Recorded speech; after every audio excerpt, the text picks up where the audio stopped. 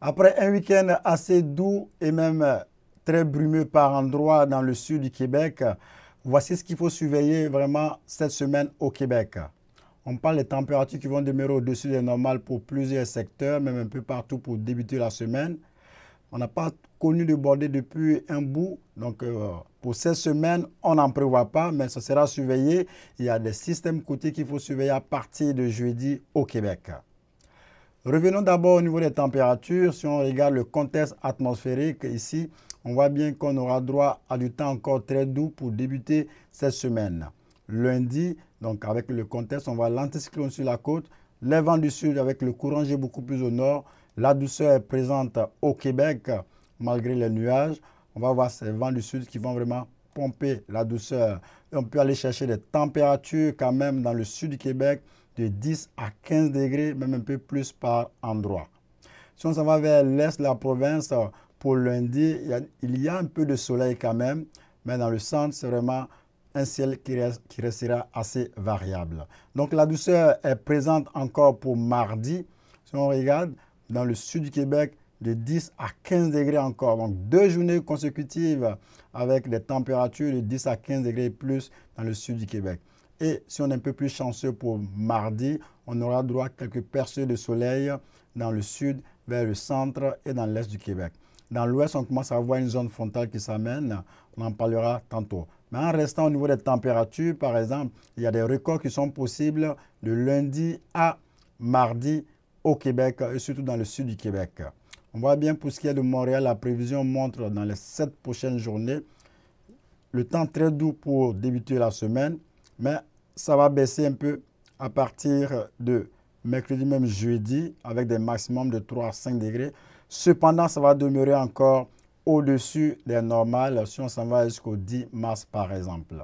Donc, on parle d'une anomalie quand même qui est assez positive pour les 5 prochaines journées au Québec. Si on parle de 5 à 10 degrés au-dessus des normales, un peu partout, vraiment sur la belle province. Dans le très long terme, on va demeurer encore au-dessus des normales si on regarde les prévisions pour ce qui est vraiment du sud du Québec pour les maximums. Revenons un petit peu au niveau des précipitations, donc les systèmes. Donc on voit bien une zone frontale qui va affecter lundi à mardi dans le nord-ouest avant de se déplacer dans le centre et dans le sud du Québec mardi à mercredi. Donc on a de la pluie avec ce système-là. Il n'y a pas vraiment de neige parce que les températures restent vraiment très douces. Peut-être en arrière, on peut voir quelques flocons mercredi, beaucoup plus au nord. Mais généralement, c'est vraiment une zone de pluie qui va passer entre mardi et mercredi au Québec.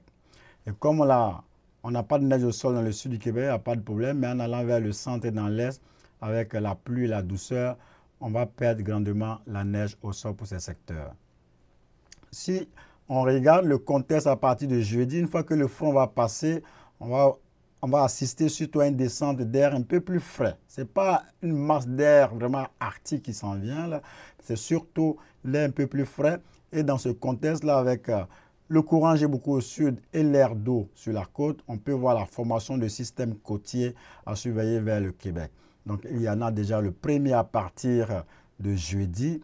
Mais selon les modèles, la trajectoire reste vraiment encore incertaine. Donc, on a un premier scénario où le système nous évite carrément en passant au large de la Nouvelle-Écosse. Et dans un deuxième scénario, selon un des 3 modèles à long terme qu'on regarde, on peut voir un débordement peut-être de neige au Québec. Donc, selon ce scénario, on voit bien cette dépression qui remonte vers les maritimes et qui va apporter peut-être la neige sur certains secteurs. Si on s'en va vers Québec et dans l'est du Québec, pendant ce temps, dans le sud, il y a un mélange vraiment de précipitations. Par contre, si on évite ce système, c'est pas grave, on surveille encore une prochaine perturbation, vraiment une zone de basse pression intense qui va s'amener à partir de samedi, donc qui pourrait s'amener samedi à dimanche dans le sud de la province.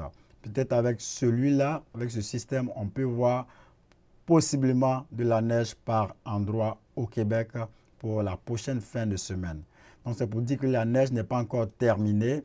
Donc si on regarde un petit peu les derniers 15 cm en moyenne, quand est-ce que ça se produit, par exemple du côté de Montréal, c'est le 27 février.